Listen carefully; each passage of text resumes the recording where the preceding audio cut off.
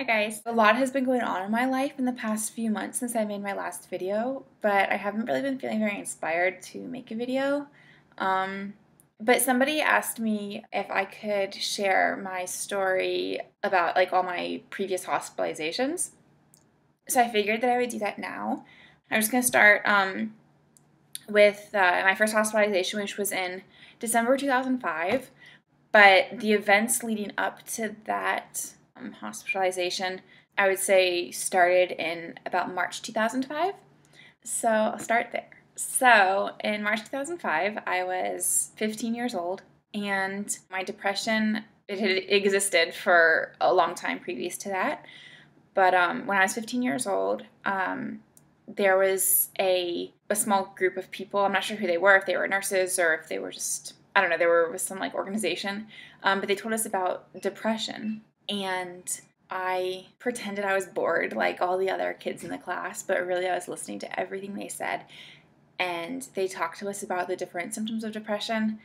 And I realized that I had every single one, I think, of the symptoms of depression. And even though I had been depressed for a number of years leading up to that point, this was when I was like really like, oh my gosh, I have depression. This is real. And then it got really scary. So I went to my family doctor and I had an appointment with him. And that was actually the very first appointment I ever had without my mom being in the room. So there was a little bit of a struggle between her and I. But I told her that I really wanted to talk with him alone because I wasn't ready for my mom to know or anyone to know that I had depression. But something that these people who were presenting the thing for our class had said was that if you think that you're depressed, to see your doctor. So being the good girl that I am, the rule follower that I am, I went to my family doctor right away. Basically, I handed him this little tiny wallet-sized pamphlet that had a list of the different symptoms. I basically just handed it to him and I said, I have all these symptoms. I think I'm depressed. And so after that, we started working together, him and I, and then like after a couple months, he realized that, or maybe that wasn't, sorry, I said March 2005, but I'm thinking maybe it was March 2004. I'm having a hard time remembering which year it was, if I was 14 or if I was 15. But anyway, so I was 14 or 15.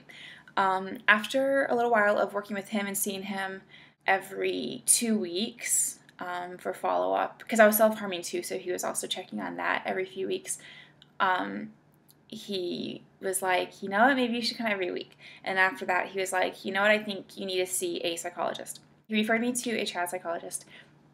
And I worked with her for a bit. And in September, and that was like fine, that was good.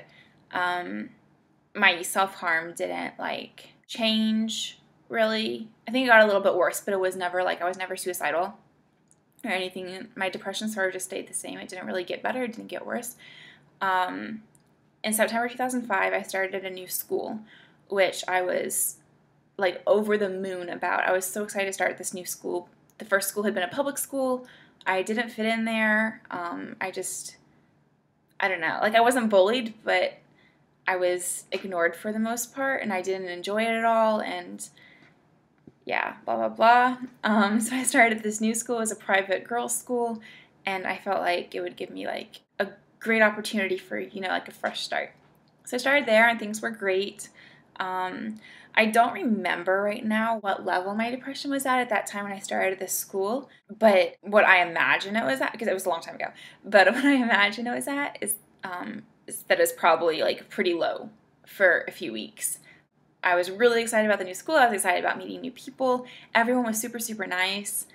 Once I sort of stopped being the new girl, I sort of just started being ignored. Like I had been at the old school. The students weren't purposefully ignoring me. It's just I didn't talk. I didn't have anything to say, so they didn't really have anything to say back to me. And they already had the friends that they'd had before I started at that school. So it wasn't that they were like purposefully excluding me or anything. It's just that I wasn't not on their radar at all. I kept a very low profile. During lunch, I went to the library, and things started sort of feeling like they did at my old school. Where I just was low. just feeling like my depression was high. I was feeling low.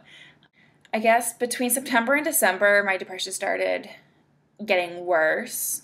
And then my psychologist started having my parents come to my meetings so that I never had appointments with my parents, but like my psychologist would talk to my parents separately from me, and then she'd have my regular appointment with me.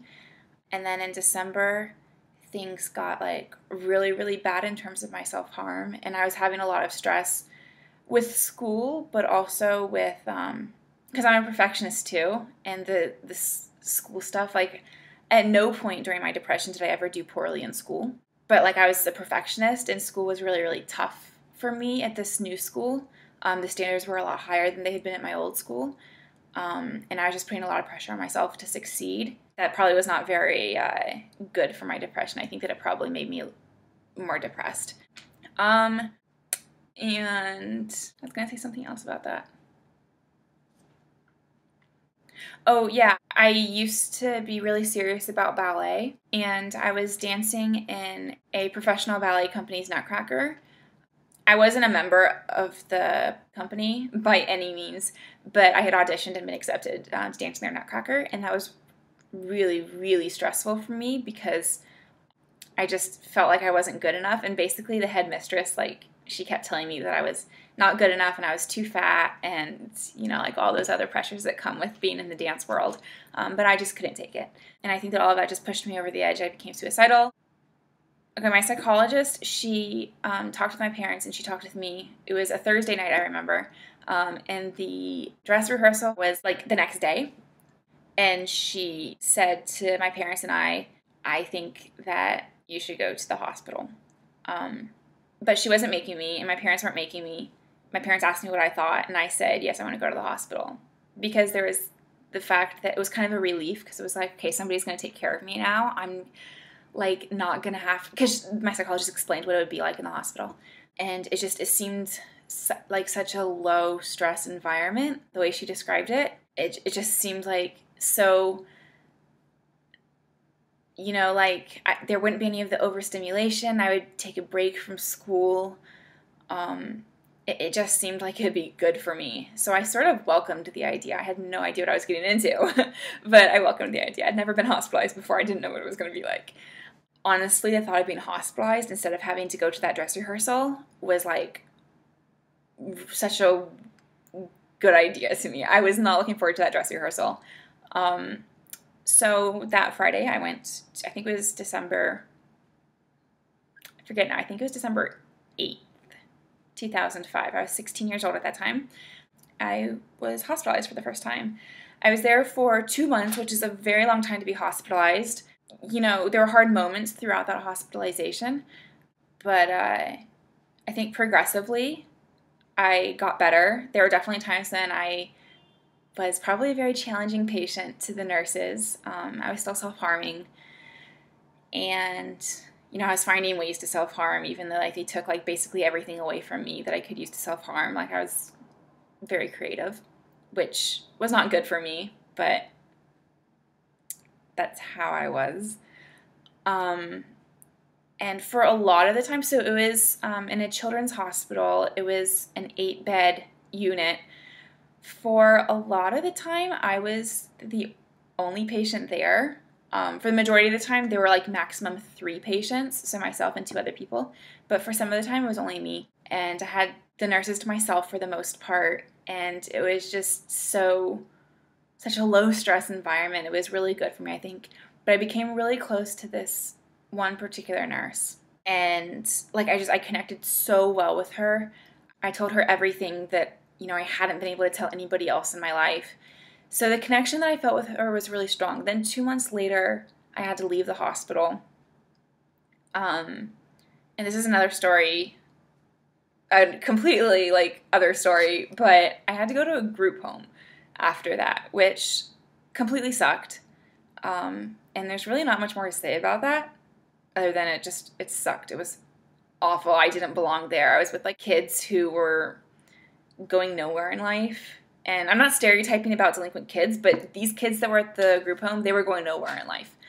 And I feel kind of bad saying it, but I think it's the truth, or at least it was the truth at the time. I don't know where they are now. But when I had to leave the hospital, I had to leave this nurse who I had gotten really close to over 2 months. I had seen her almost every day for 2 months. I mean, she was at the hospital full time, so I was her only patient, so I had got loads of her attention. And that was my first time feeling like my heart was getting ripped out of my body. It was a extremely difficult experience. And I don't even know how to describe it. I tried to describe that feeling to my parents and to the leader people at the group home, so I could try to explain to them why I was so sad and why I just couldn't stop my heart-wrenching sobs, which probably sounded ridiculous, but I was emotional about it. I couldn't explain to them, they didn't understand, they're like, but she's just a nurse. I've never heard of someone who was so attached to the hospital. And it wasn't the hospital that I was attached to, it was that nurse. It was that feeling of being connected to somebody for the first time in my life, feeling like somebody actually understood me and stuff, and that's what this nurse was for me. She was somebody who understood me, and it was so hard.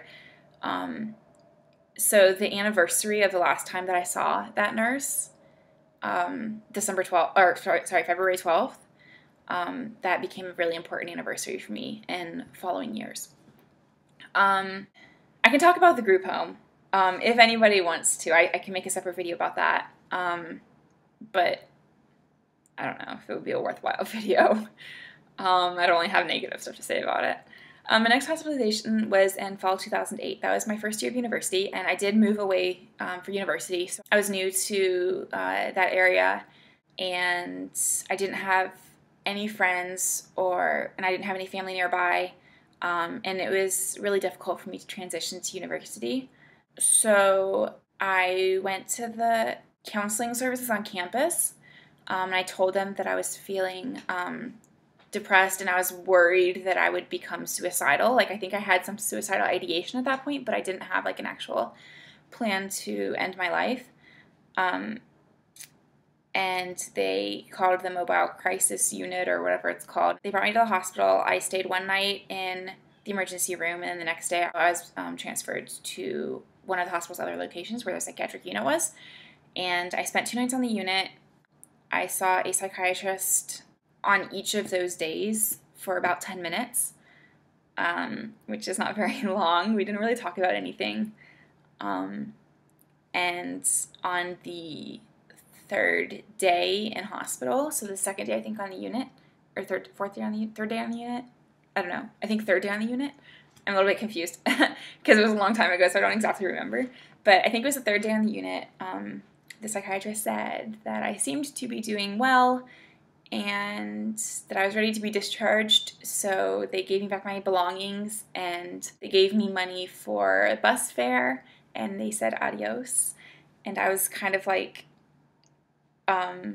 what has changed? What's going to keep me from committing suicide? Because I'm still depressed, and I was worried about what would happen to myself, what I would do to myself, because really they didn't offer me any help. They offered me a place to stay for those 3 nights, but there were really no supportive services while I was in the hospital. I'm really not sure what the nurses on the unit were doing with their time, because they never talked to me. And they just discharged me, and I don't know how they could do that with a clear conscience. But they did.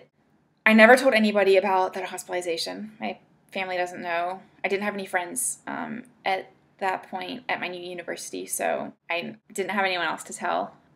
So it's kind of sad, but yeah, nobody knows. Except the whole YouTube world now. Then the next time I was hospitalized, I think it was January 2009. I was worried about myself again. And again, I didn't have a plan to commit suicide, but I was thinking more and more sort of morbid thoughts. So I was worried about myself, and while I was still thinking quite clearly, I wanted to make the decision to bring myself to the hospital before I actually did something harmful to myself. So I went to the hospital, and they basically said, no, you're fine. Bye. So I was like, okay, basically the same time as last time, but this was a different hospital. I went to a different hospital because I wasn't content with the service that I'd gotten at the first hospital. But it's pretty much the same service I got. I just wasn't admitted, but they basically said I was fine, so to go home and clear up the bed for somebody else who really needed their help. Somehow I made it through until June 2009. You know what? I'm actually going to cut this video short, and I'm going to make a part 2 because it's pretty long. So yeah, I'll end there, and my next hospitalization that I talk about will be the one in June 2009. See you soon.